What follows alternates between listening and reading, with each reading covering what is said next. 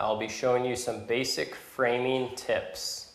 If you take a look at your tape measure, you'll notice that the number 16 is highlighted. This is going to tell us that a stud is going to be put on every 16 inches. Now if you look at our tape measure, we're on 32 inches. This one's highlighted in the same way that the 16 was. This is going to help you be able to lay out your studs. When laying out a wall, you're going to want there to be a stud on the end of each wall, and then every 16 inches there's going to be another stud.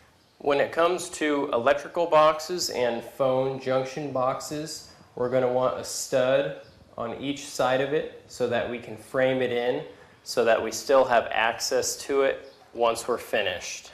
Another tip for framing, if your piece does not reach the full distance, you can go ahead and butt the two pieces up together and add a little piece on top of it to help hold both those pieces together.